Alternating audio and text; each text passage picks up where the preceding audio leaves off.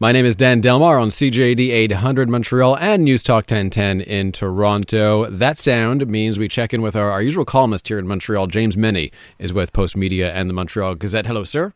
Hello, Dan. Now, I think we should turn our attention federally first because some of the polls, I have to say, are not great for the Liberal Party. What is going on? I got to tell you, Dan, because I know you're no great friend to polls, and I never really expected to use a word like this again on air. But it seems the ongoing saga of Justin Trudeau, just took a very tawdry turn. I really thought we'd be looking back at the year and the unknowns that Canadians are going to be facing politically at the federal level. And yet here we have a situation where 3 weeks ago, Justin Trudeau breaks up with Chrystia Freeland very publicly on Zoom. And now we have Mark Carney breaking up with Justin Trudeau on the op-ed pages of the Globe and Mail. I heard you talking about his op-ed piece earlier. And Sorry. Well, no, wait a second.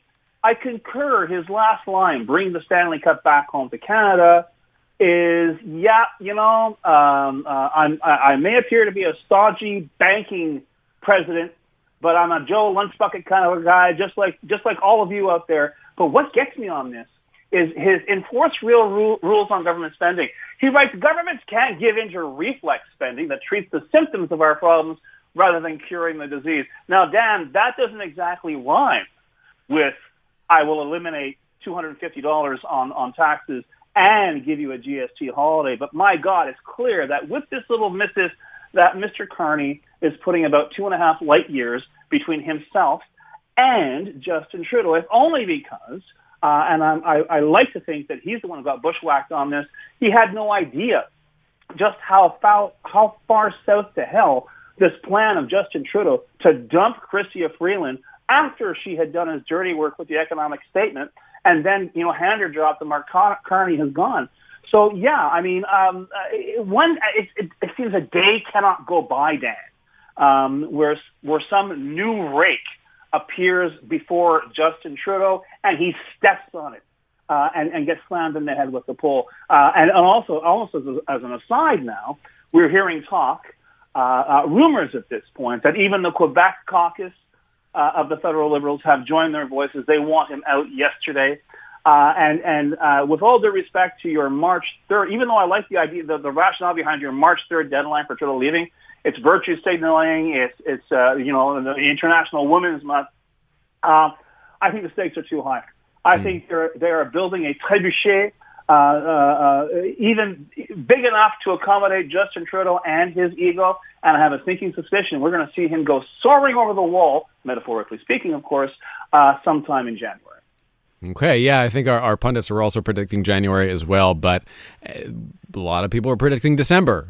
So it's I don't know. I mean, he's sticking in there. And the polls from today, let's just quickly address some of the polls because those were shocking. It does appear, at least according to Angus Reid in another poll, that something's happened in the last few days. And my theory is that there's talk of him resigning, but no follow-up, no action, no updates from him, no succession plan. Is that what's frustrating Canadians? I think Canadians are beginning to realize what a lot of us in our line of work realized perhaps a lot sooner, is that Justin Trudeau is a deer in the headlights. He's in shock. He can't believe this is happening. This is a guy who spent the past 9 years as Prime Minister believing his own PR, drinking his own bathwater. And we've had proof of it over and over again, that as much as we don't want to admit it, in many cases, and I'm no friend to the government, or was no friend to the government of Stephen Harper, certainly no friend to the potential government of Pierre Poilievre. But back in the day, those 2015 attack ads on Trudeau suggesting, quite frankly, that he was in way over his very well-coiffed head were true, that he doesn't know exactly what is going on. We need only look at his infamous January 2017 tweet saying Canada is open to everyone and everyone who wants to come to Canada. We are wide open. Come on over. And we are still mopping up the damage of that. God knows how many more billions we're going to have to spend simply because Monsieur decided, you know what? I think it'd be really neat. I would look really, really cool if I put out this tweet just to get up in Donald Trump's face. And here he is a few weeks ago, 2024, Dan, essentially scampering down to Mar-a-Lago to kiss Donald Trump's ring as the president-elect prepares another 4 years of absolute chaos for the U.S. and for us.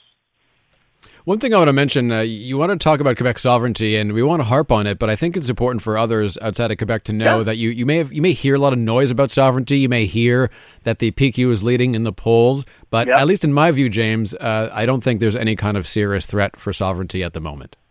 Well, no, and the thing is, I know we have listeners now who out in Toronto and presumably elsewhere in the country.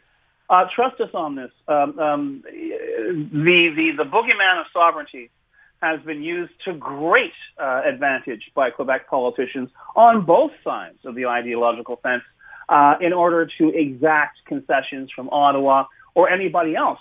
But the fact is, it is an option that is now, how can I put it, it's a generational thing, folks. If you're over 65, chances are you want to see an independent Quebec before you die. If you're under 35, you could care less. What you want to see is a job, a mortgage, the same thing anyone else in this country wants. So if Francois Legault, our premier, wants to run around thumping his chest, talking about the Quebec nation, an expression that, quite frankly, he had handed to him by the Hartford government, I think it was back in 2010. He can do all he wants, but it's cheap political theater. Even the federal Liberals or some federal Liberal supporters were trying to revive this. If it looks like things are going bad in Ottawa, those separatists are going to pick up again. No, folks, it ain't going to happen. People have grown out of that, and people are not frightened. They may be frightened of new boogeymen, but people are no longer frightened of these very threadbare political scarecrows that some people keep wanting to dangle in front of us. One thing that I would mention is the old Trudeau strategist Jerry Butts wrote recently in The Walrus in a piece that was very well shared, especially in Toronto. The Quebec secession crisis is coming and Canada isn't ready. Ooh, sounds scary. Sounds very scary. It would be difficult. In fact, I was considering going to see my ophthalmologist to see if the eye roll that I had done had caused any serious damage. No, sorry, folks. As I say, it is a cheap theatrical tool. It is the same as as trying to wrap yourself up in this theoretical fight. And what's really funny about this, Dan, Jerry Butts, longtime Trudeau loyalist, is saying, "Look out! The separatists are going to." If anybody has handed English Quebec to the separatists on a silver platter, it's Justin Trudeau. If anyone has caused any nationalist, so-called nationalist, which in my opinion is just a Quebec separatist who's too chicken to hold a referendum, by taking Bill 96, which is extremely illegal language legislation, and injecting it into the preamble of the Official Languages Act, a move that brought at least one MP to his feet in defiance, led to another's, as far as I'm concerned, resignation. This guy just keeps pushing all the wrong buttons and thinking that people are still listening. And this is a problem. And we do kind of sound like broken records at this point, Dan, talking about, well, Justin Trudeau seems to be in trouble again. If it wasn't for bad luck, he wouldn't have any luck at all. But guess what? This is where he is. This is where this political genius, this phenomenon, this hope for all of us, is basically revealed to be, not too much depth. And quite likely, if he doesn't move pretty soon, who will be the author of the demise for at least a generation of the Federal Liberal Party of Canada. James Mennie of the Montreal Gazette, thank you very much, sir.